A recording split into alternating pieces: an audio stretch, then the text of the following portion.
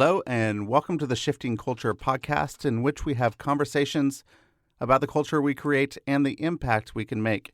I'm your host, Joshua Johnson. Go to shiftingculturepodcast.com to interact or donate. In this episode, we have a conversation with Sally Steele. Sally is the co-executive director of City Hope San Francisco. City Hope is a nonprofit focused on providing a space of belonging for our most marginalized neighbors. We have a really good conversation about belonging as the beloved and engaging with others in a way that provides dignity and hope. It's a really good conversation. I know you're going to enjoy it, so let's get to it. Here's my conversation with Sally Steele. Sally, welcome to the Shifting Culture podcast. I'm so excited that you're here today. It's going to be a good conversation. I'm really looking forward to it. Thank you. Thanks for having me. I'm excited and looking forward to it as well. Yeah. Well, where are you right now? So I am in Oakland, California, in my house, probably like a lot of people working from home. So I'm out here. Really I know that people can't see anything at the moment, but I really like that painting behind you, or that picture behind you on the wall. What is that? Can you tell me a little bit about it? Yeah, so it's I guess what we would call activist art. So there's and I can't remember which organization we got it from, but it's kind of been floating around that image, and then similarly painted images. That one is of a young woman, African American woman with dreadlocks. She's wearing a red shirt, and it says "We the People" at the bottom. Yeah. And it's, I think, really art that just kind of encapsulates like the moment of who is America and who are we as people and how do we show up for one another. Yeah, it's beautiful. I love it. I think it's great. So what does it look like to be true, authentic community in a space that is full of diversity, full of different faiths and different viewpoints? And how do we enter into a space with diverse views and come and see each other for who we really are? That is a good and big, Huge, question. Isn't it? And I think you'll get a different answer depending on who you ask, and kind of just where people are situated in our current environment, right? Yeah. So I think for those who've been historically disenfranchised, this has been a moment where there is both the hope of a national conversation around oppression, around systemic racism, around injustice, kind of writ large, but then also in its historical context. Yep. I think for some other folks, the conversation is new. And so they'll maybe enter in a little bit of a different way. And then I think for other folks, it's not just new, but frightening. And so I think that there's different people entering that conversation in different ways. And I think ultimately, when I think about community, I think of belonging and creating spaces of belonging. And so how do we widen the circle of who belongs and who gets to decide that? And, we could obviously get into structural things. We could get into issues of power because those things can't be ignored. Yep. And at the same time, a lot of this plays out face-to-face, one-on-one with individuals within your church, within your faith community, within your workspace, at the grocery store, just kind of anywhere where you interact with a person, especially now that the country's reopening, right? And there's going to be more of those interactions, not behind a screen, but face to face. And so how do we interact with one another, and how do we build community? How do we make space for people who are different from ourselves, wherever we are physically? And then also within our spheres of power, however small or large those are, how do we create space for people there as well, for people not to just exist and be tolerated, but for people to really thrive and succeed and have equity.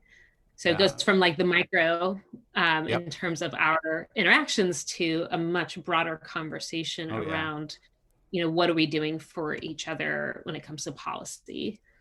Yeah. So, I mean, for me, the things that have really helped me is I think a lot of the issues that we face they're worldview issues of, what is really deep deep inside of us that comes out, and we see the world differently. So there's all clashing worldviews. But I think even a worldview, what it is for me is our identity. Who do we truly see ourselves as?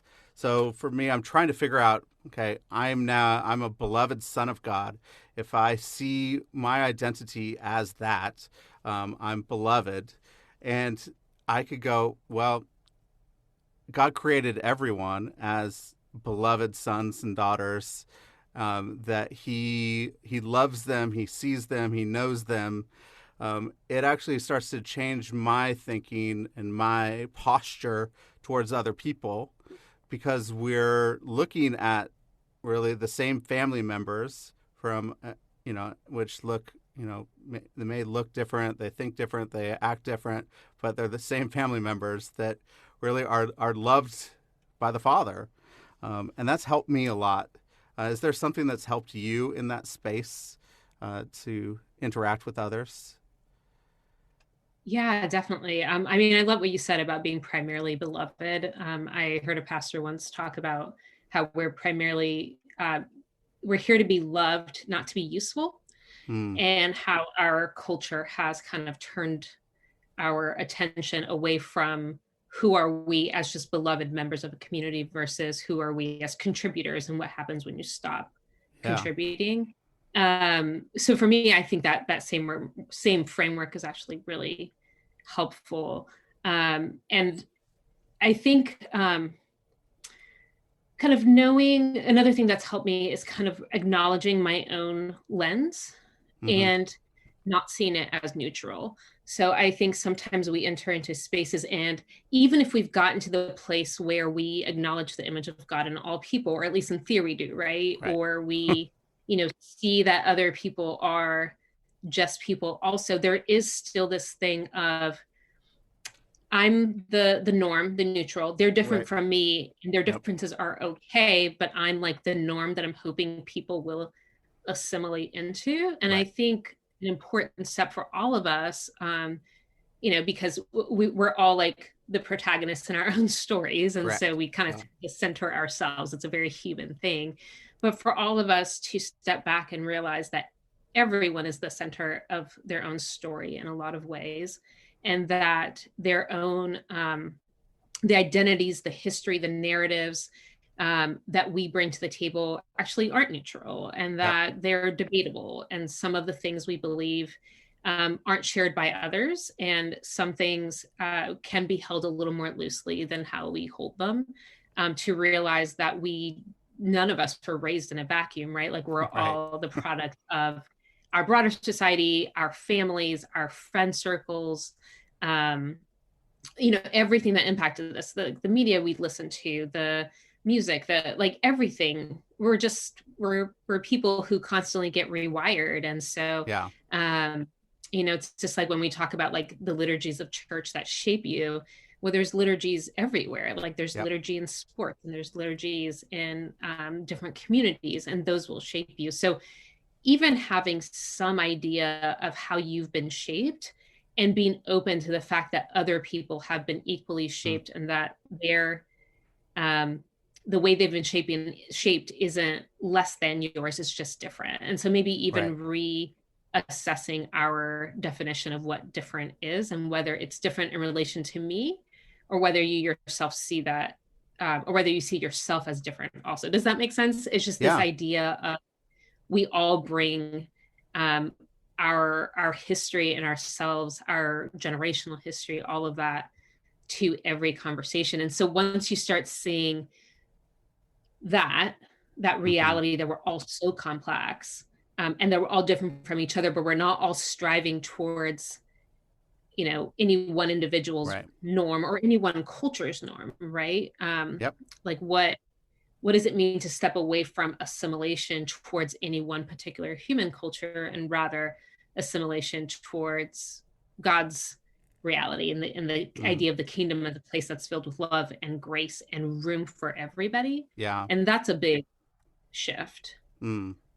It's a huge shift. We also can't go into any conversation assuming that people's definitions are the same. So whenever we mention something, I have one definition, and then you would have a different definition. But I if I go in assuming that it's the same, we're gonna miss each other. We're not gonna be able to interact on a deep level. It's still gonna be a surface level. What are some good ways that we can not assume, and maybe ask some questions and figure out what people mean? Yeah, no, I think absolutely. I think shared language is huge, and always being open to other people's interpretations of what something is and what something isn't. And so I think asking the question, stating what you mean as clearly as possible. If you're like in a structured conversation, then being able to say, like, when I say power, I mean this, or when I say racism, I mean this, and I don't mean that. And then just using, I would say also using language that's not, I guess, exclusive or extreme. And by that, I mean, like, absolute language, like, well, never this or always that, and it happens in little tiny things. I remember when my husband and I first got married, like, he was using, a knife for something. And I was like, oh, you can't use that knife for that. That's not a butter knife. And he's like, it is a butter knife. And I was like, no, butter knife is this. And he goes, no, this is a butter knife. And it's just like the dumbest thing, right? The first year of marriage kind of debate. It's just like, oh, wait, like, just because my household called this particular knife a butter knife and his called that one doesn't change the knife, and you can use it for whatever you want to. Right. Exactly. But, it turns into like a thing. And so I know that's like kind of a silly example, but it just makes me think, just as humans, we create these categories and we're so sure because that's all we've ever seen. Right. So why would it be something else? Yep.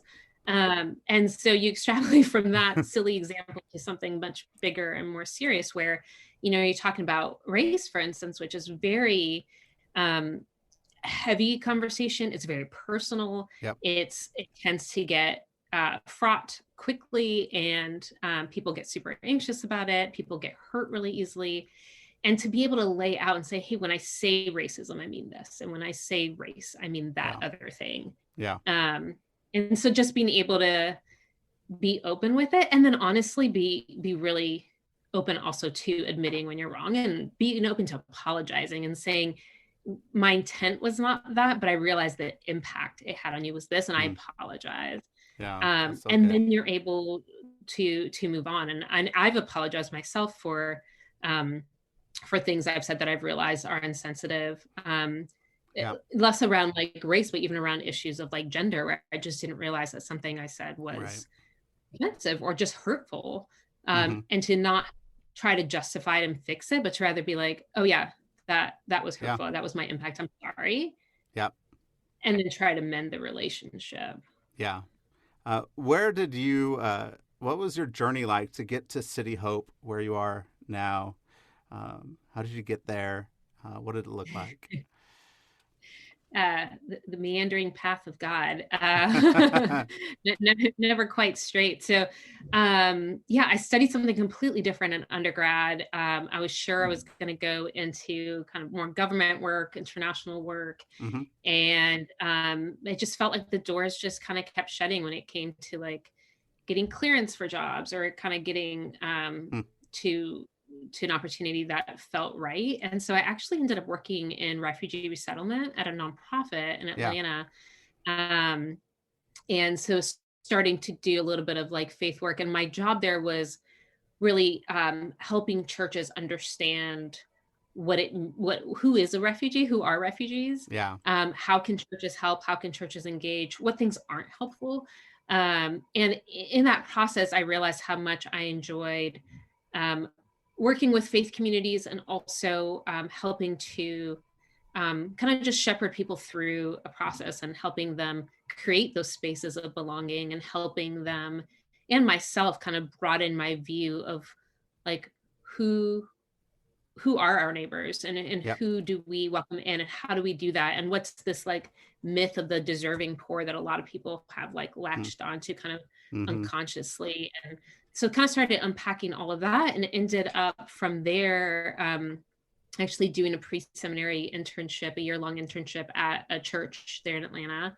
And that's kind of where I kind of got on the path of more like church leadership, and then it turned into like nonprofit leadership as well. So I did that for a year, and then I worked at a nonprofit in San Francisco doing kind of board management while I applied for seminary. And then so then it ended up in seminary, just not at all where I ever honestly thought I was going to end up.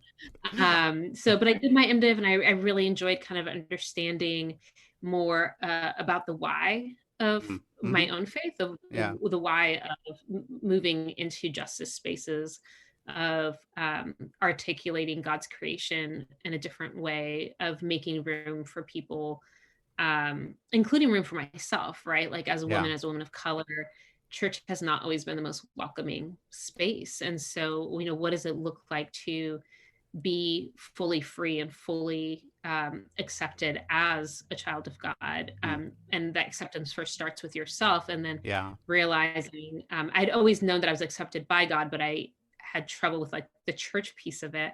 And so kind of starting to shape that and understand what that looked like. Anyway, so from there, after seminary, I ended up leading local outreach at a church in Washington, D.C. I did that for a few years. And that was really like finding local nonprofit partners and sending volunteers, doing grants. And I really enjoyed that work. Again, I was saying, how are we called to respond to the needs in our community? How do we walk alongside people in a way that's empowering and dignifying? How do we, again, make space in our community? And then ended up moving to the San Francisco Bay Area. I live in Oakland, as I mentioned at the beginning, and I work in San Francisco. And so I reached out to City Hope when I first moved here, and I was just basically putting out feelers, and turned out they were hiring, and they were looking to open a community center for our unhoused neighbors, and they needed someone to kind of help lead that up. And my co-director, Paul Trudeau, was already leading it. He had been there for a number of years and had really started the ministry. And so I was able to come alongside and partner with him. And it's just been quite a journey, just from opening the community center. We do events for, again, our unhoused neighbors, or those who are very low income or unstably housed. And it's meals, but really it's relationship. It's finding places or creating spaces for people to gather and connect with their neighbors. We do bingo and games and karaoke, and just let people have a space where they can just literally put their stuff down, put down some of their burdens, and just enjoy themselves in a familiar, trusting place for a couple hours every night. So we do that. We host AA meetings. We do grocery deliveries to our elderly disabled neighbors in the neighborhood.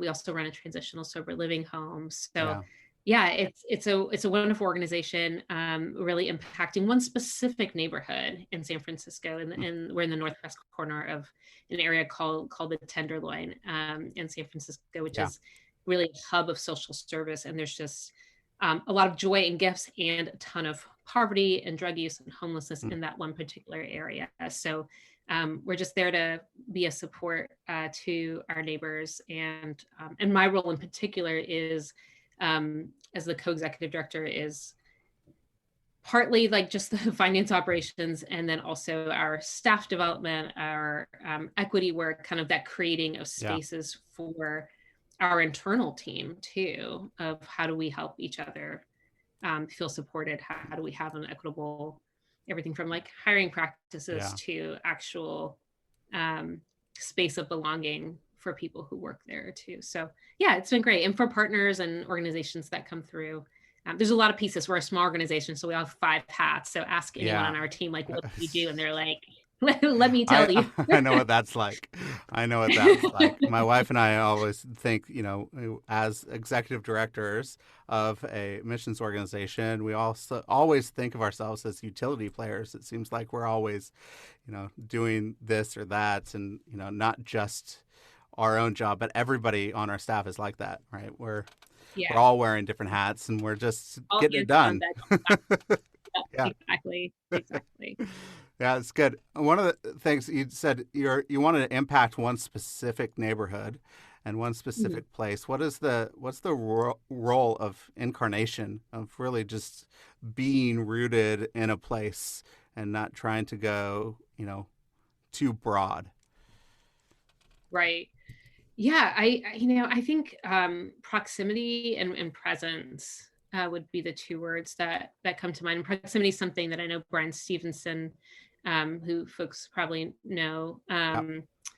who wrote Just Mercy and is a lawyer who's done a lot around incarceration and especially around African Americans on death row and anti-lynching projects, and even just bringing the history to bear. Just he talks about the importance of being proximate, of being close to people in order to build empathy and to understand where someone's coming from. So part of the incarnation is being close to people. I mean, when we think about Jesus and how many people, even with his disciples who tried to kind of create a little bit of a shield around him, the number of people he let touch him and be really close to him in ways that, especially in that time, were often seen as inappropriate.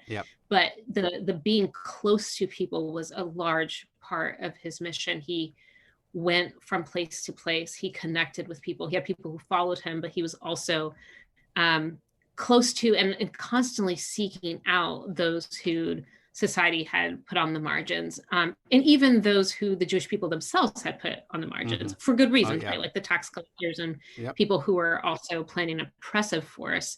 And yet he pulled people to himself with grace and truth.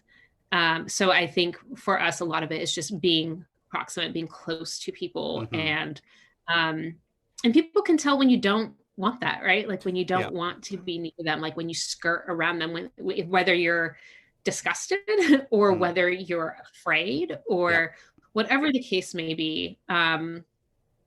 People can sense that. Like we can all sense that when we feel unwanted, and so that proximity is part of it. And then the presence piece, I would say, is a consistency of being in the same place over a period of years, and for people to know, like, oh, you're not going anywhere. Like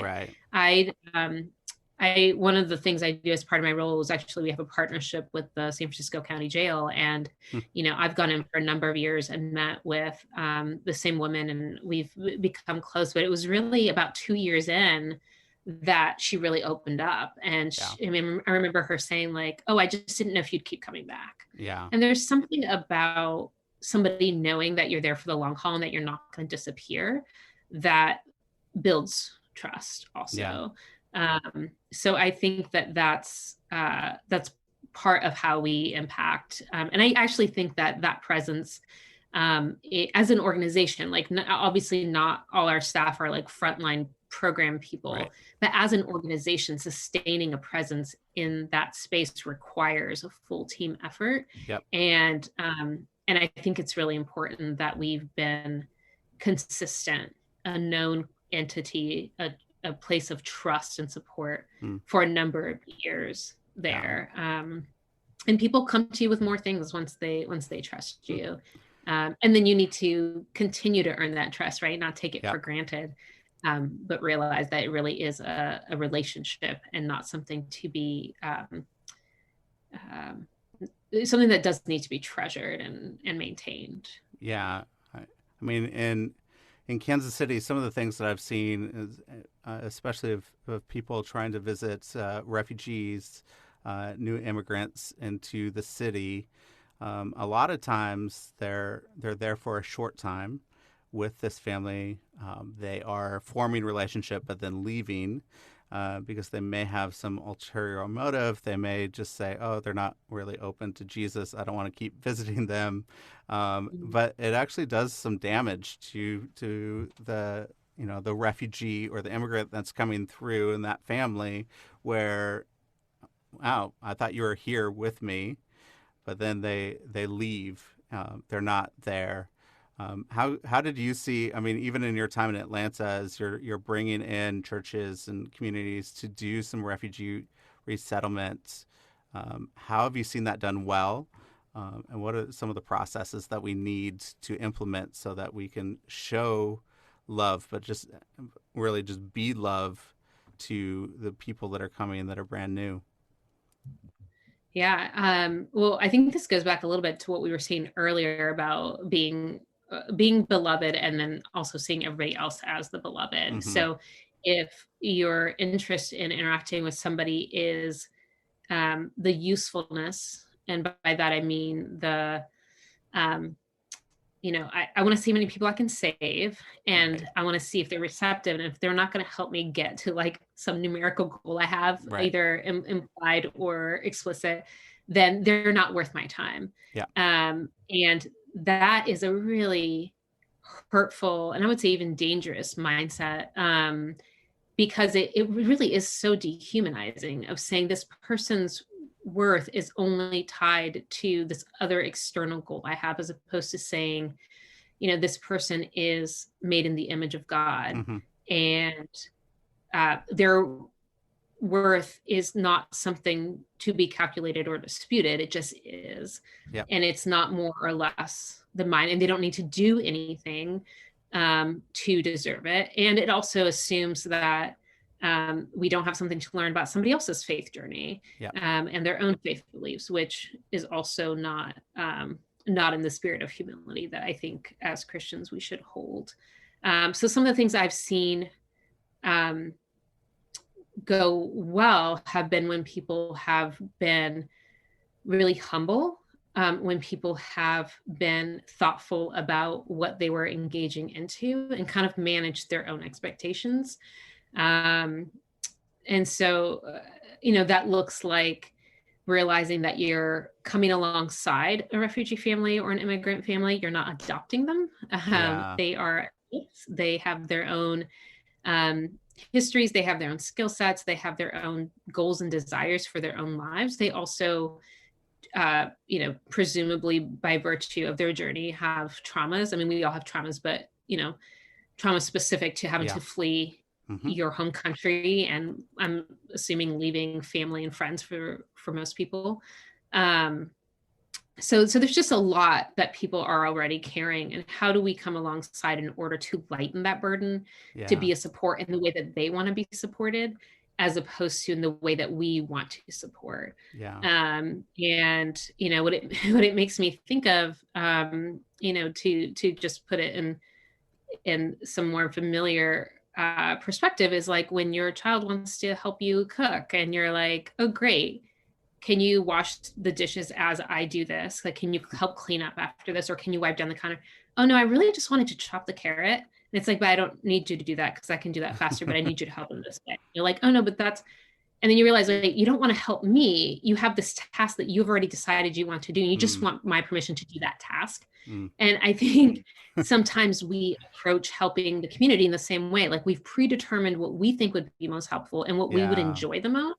And that's really the only thing we're going to do. And so that is actually not helpful. And it's really not service either, right? It's something you're doing for yourself. And so then you need to kind of step back and ask yourself why.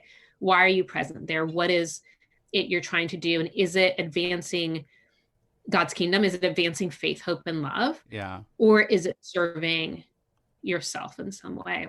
So I've seen it go well when people put themselves in perspective of God's kingdom, and when they view the other person as truly fully human, fully made in the image of God, an adult capable of making their own choices, and see themselves as a partner as opposed to a parent. And then I've seen it not go well when people kind of take it in the other direction and want to micromanage somebody's life. And I've had churches say things to me like, oh, well, we gave them that money, and so we really think they should use it this way. Yeah. And it's just like, well, that wasn't the agreement. The agreement was that, you help them pay rent, not that you would tell them where to live.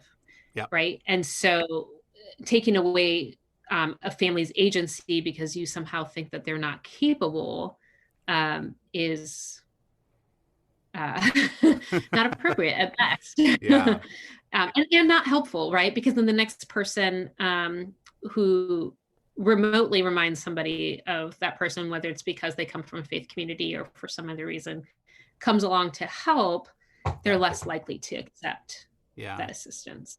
Yeah. I see agency is really, really key, as my wife and I were in the Middle East for 5 years working with Syrian refugees, and we were in people's homes, refugee homes, all the time. One of the things I saw do well in the refugee camp that's near the city that we lived, 140,000 refugees in this camp, but they built grocery stores and just gave people coupons to go shop for themselves instead of coming to the back of a truck and throwing rice at the family. It, it helped provide some dignity in the midst of a traumatic and horrible, hard, difficult situation. It was just one small step, but I think, as giving somebody agency just to go in and say, this is what I want to eat, and this is what my family wants to eat, and this is what I'm going to choose, and I'm going to bring it home and be able to cook for my family. It really helped really make the process of them entering back into a society quicker, because they had a little bit of dignity at the beginning. Yeah, I think that's absolutely spot on. And I've seen some organizations start to make that shift even with their Christmas stores in terms of, not playing Santa and handing out gifts to children in need, but rather letting the parents have the dignity of shopping and surprising their own child. And then at City Hope, that dignity of choice is huge. So when I said we do meals, we actually have, we had to pivot a little bit during COVID, but we're starting to repivot back to, our dining space is actually round tables, and people come in and they actually get a menu and they get to select. It's a limited menu. It's not like 5 pages, but they get to select their salad dressing. And do you want cheese? And, which of the 2 entrees do you want? And the idea is like, no, we're not going to feed as many people as possible that way, because it's going to slow people down. But if our goal is not number of meals served, but rather relationships built and dignity affirmed, then that's one of the ways we do that, by saying you get to choose what you put in your body, because just like me, I want that choice, and I want to be able to make those decisions. I see that you also are equally entitled to that right, that choice for your own self. And so here's a menu. And so, it really beautiful. Is a different model. And yes, it's slower and some would say less efficient, but again, is usefulness and efficiency our goal, or is acknowledging someone's belovedness, right? We come back to that. Yeah. So then how do you get to, as an organization, go from number goals to process goals? Like, this is how we want to interact, and this is what we want to do. So eventually whatever number will come. How do you get to, do you have process goals instead of numerical goals? What does that look like? Yeah. So our goals are a lot harder to quantify sometimes because of that. And it is a mental shift and a cultural shift, right? Because, then it comes time to print out your annual report and people want to know how many meals you served and all these different things, because those are the numbers they're used to seeing.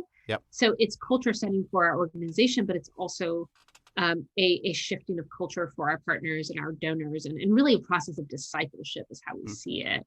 And so for us, part of how we do that, and there's some numbers involved, but we'll say things like, when we train our volunteers or when we talk to our staff, like everyone who comes in, by the time they leave, they should have heard somebody say their name 3 times. So you say their name when you take their menu, because they write their name at the top of the menu. You say their name when you hand them the food.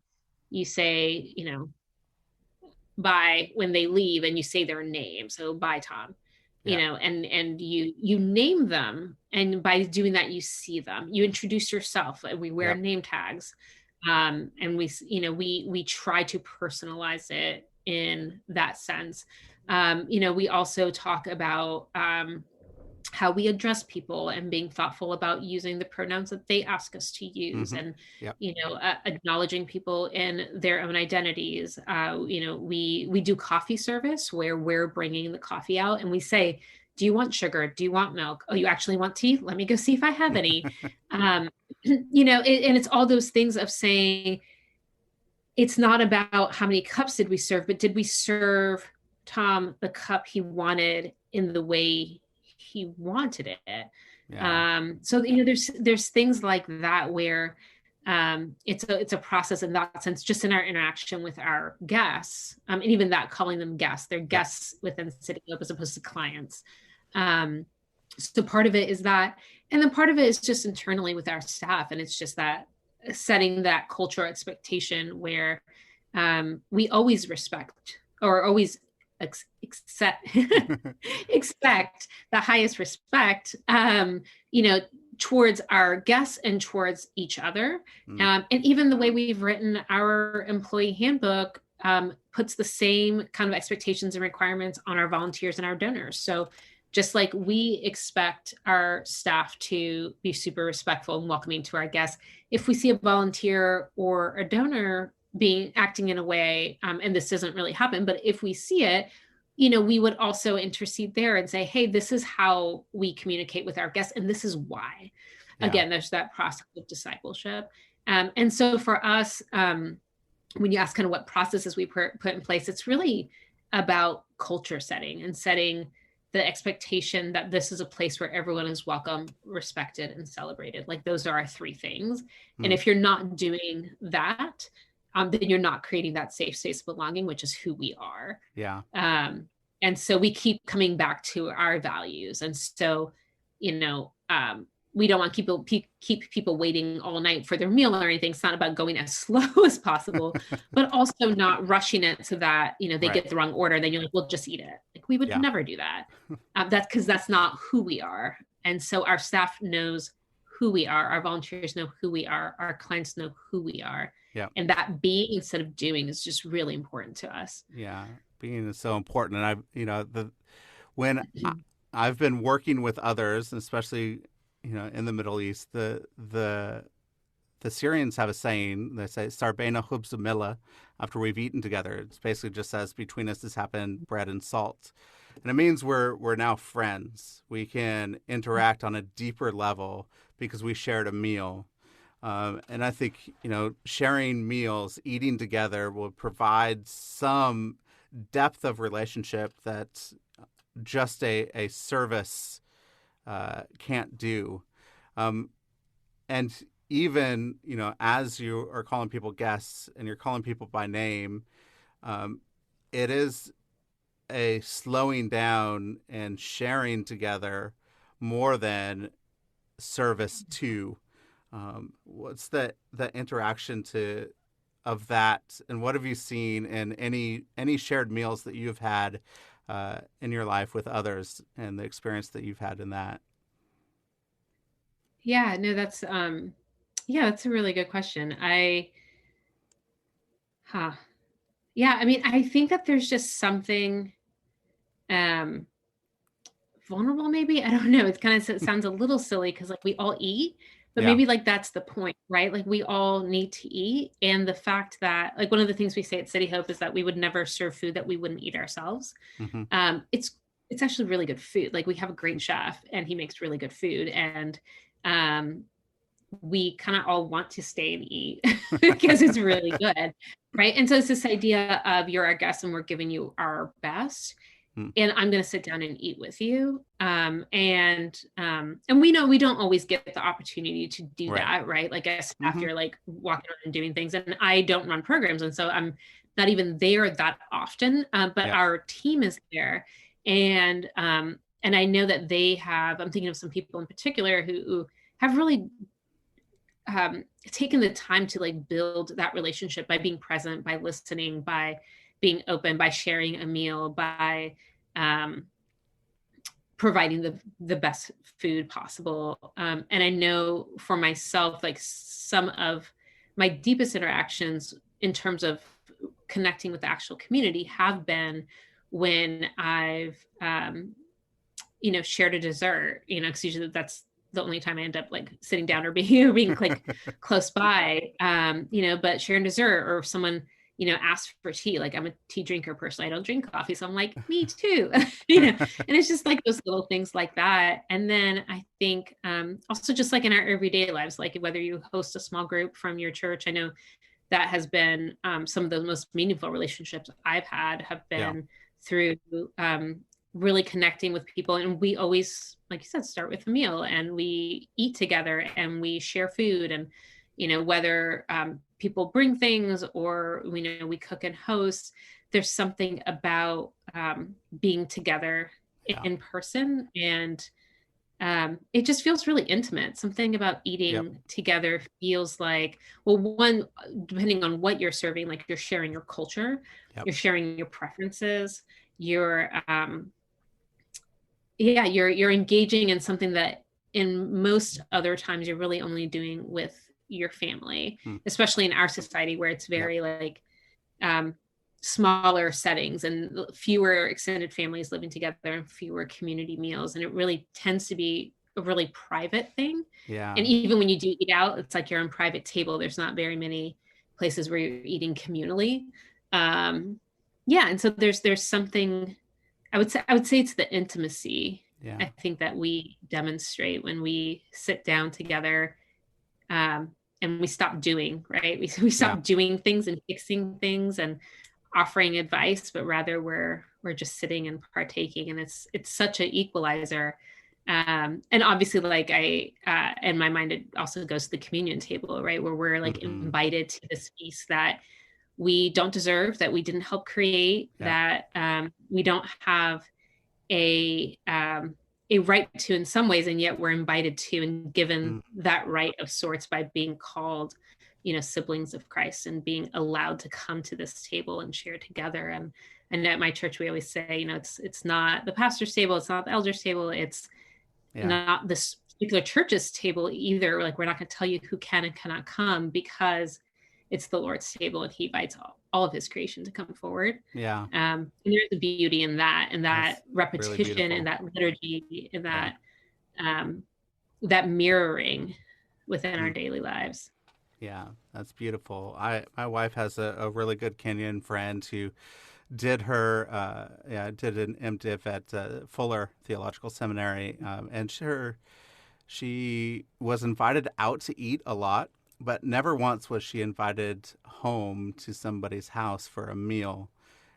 And she was really hurt by that. Like, so even in our Western view, in our mindsets, taking somebody out to eat at a restaurant, a nice meal, is showing hospitality and love.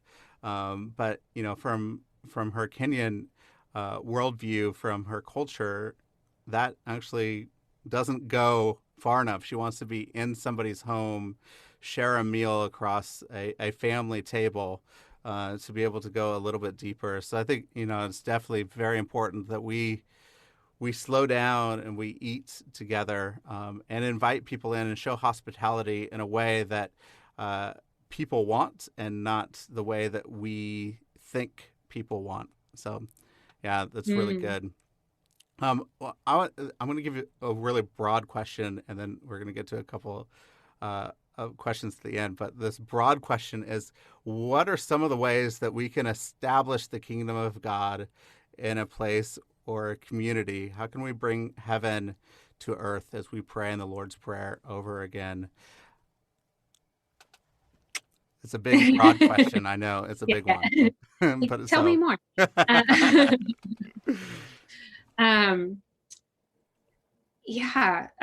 think that's a good question, in part because I think so many people want to hear the answer to that, right? Like, we want to know how to do that. We long for it.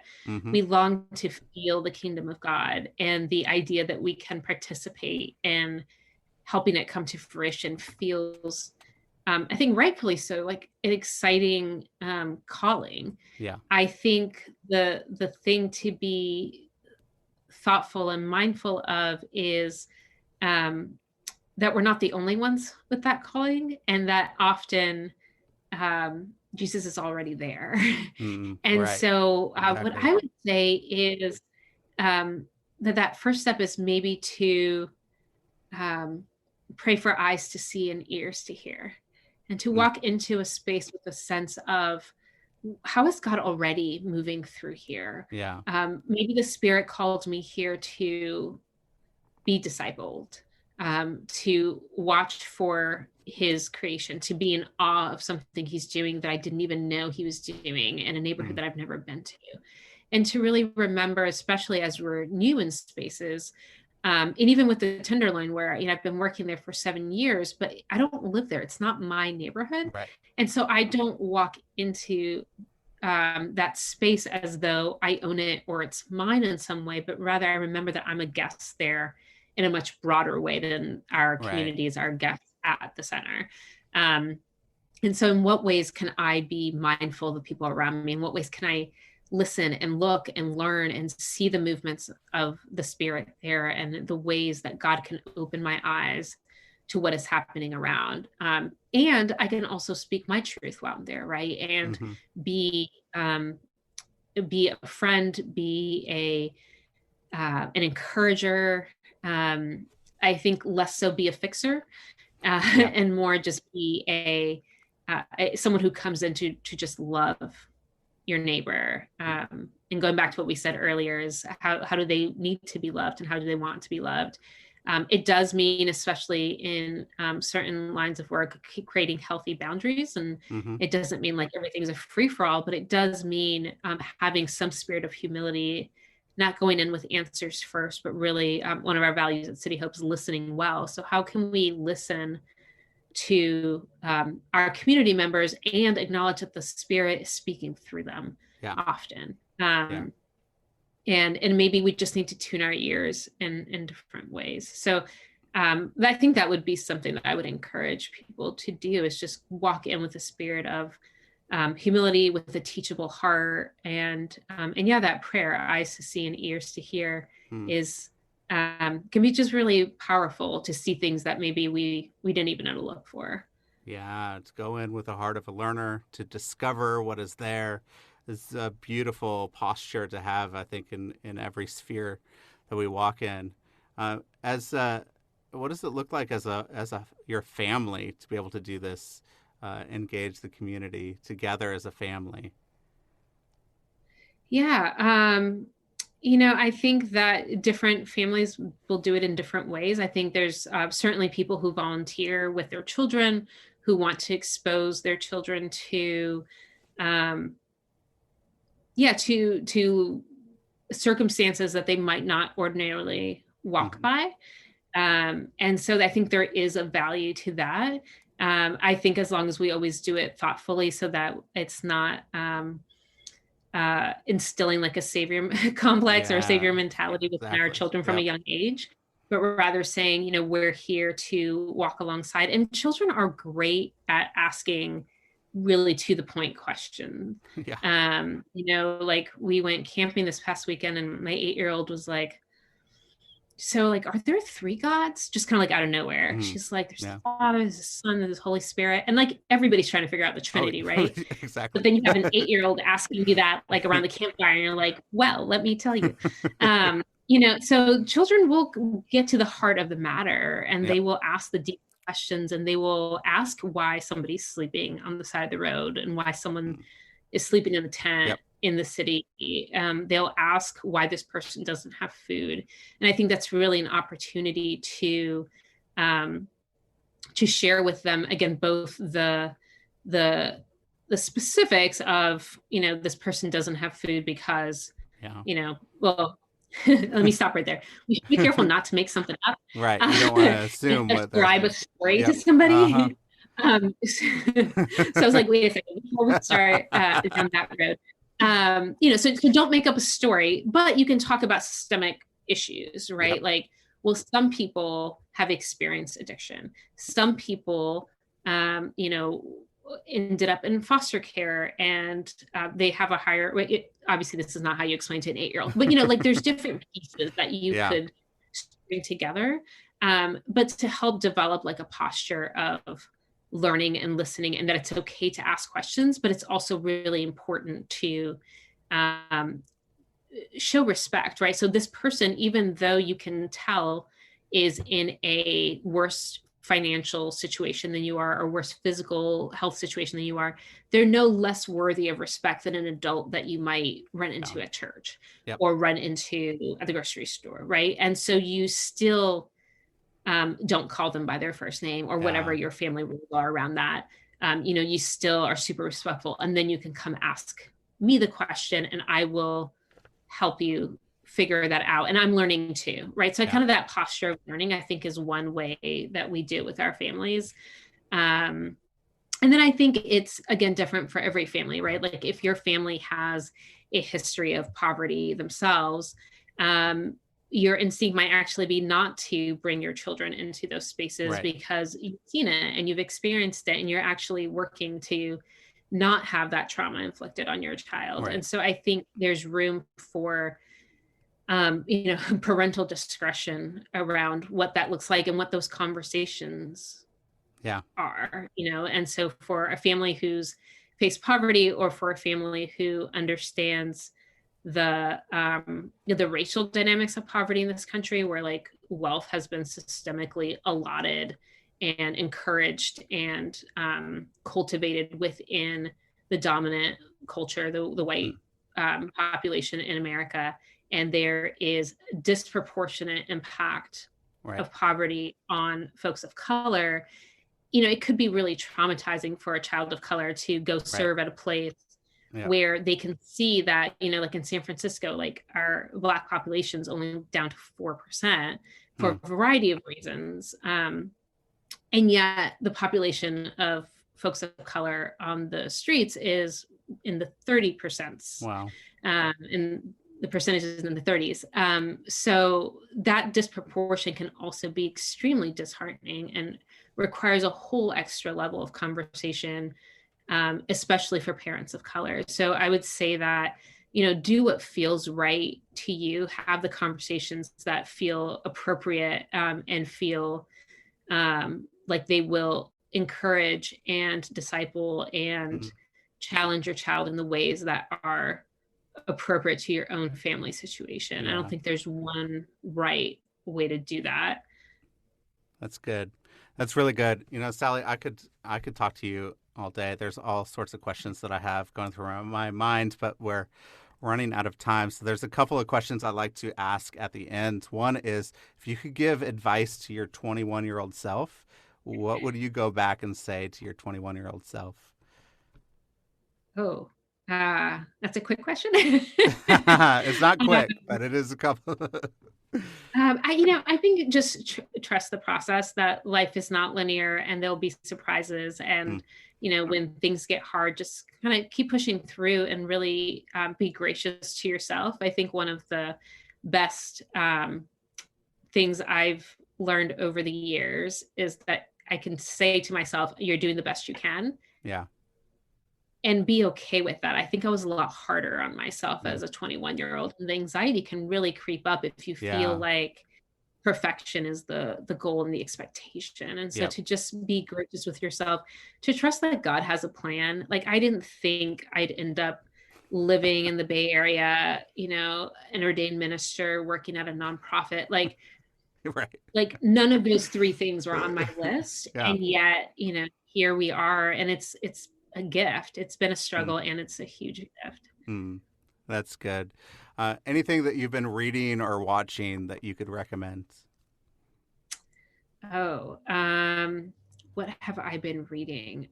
So let's see. Probably a couple of months ago, I read Caste by Isabel Wilkerson. I thought that book was phenomenal. Yeah. It talks about the caste system in America specifically, and it compares Germany, America, and India in terms of their caste systems and their histories around race. And I just, I still think back on it. I found it fascinating. Yeah. Let's see. I try to alternate fiction and nonfiction. Yeah. And so I'm reading a nonfiction book now called Deacon King Kong, which is actually like a murder nonfiction. I wouldn't call it a murder mystery, but it takes place in the 60s. And it's just really, I don't know, a fun read, and it's interesting. I have been kind of shifting to read more authors of color in particular. I think I hadn't realized, again, as a person of color, just the normalization of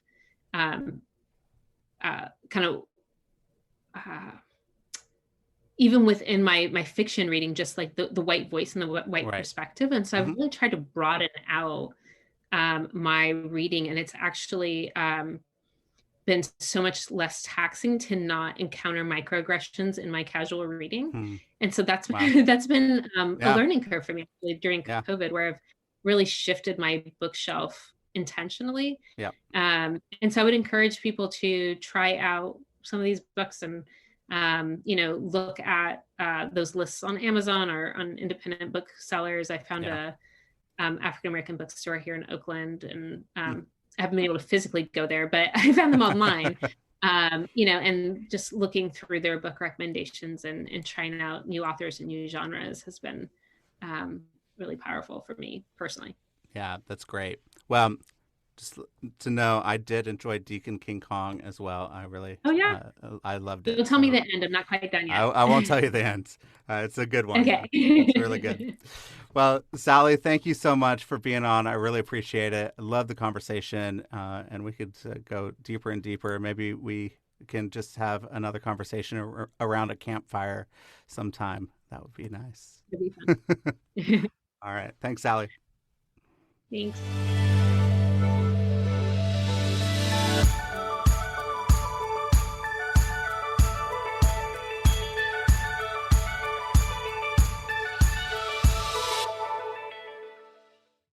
Thank you for listening to the show today. If you're really enjoying the show, please don't forget to hit the follow button on your favorite podcast app. You could do it right now. Just hit that little plus. And then I would love it if you would leave a rating and review on Apple Podcasts. So you could go right now to the show and leave a star rating and review and let us know how you are enjoying the show. And find us on Facebook and Instagram. So if you want to connect, interact, I post a lot of quotes and different things that you could actually interact with the episodes and let me know how you are enjoying the show. If you feel inclined to donate, there is a support the show link in the show notes, and it would send you directly to a page where you could donate so that new episodes can be produced for your enjoyment. So thank you so much for listening, and I hope you have an incredible week.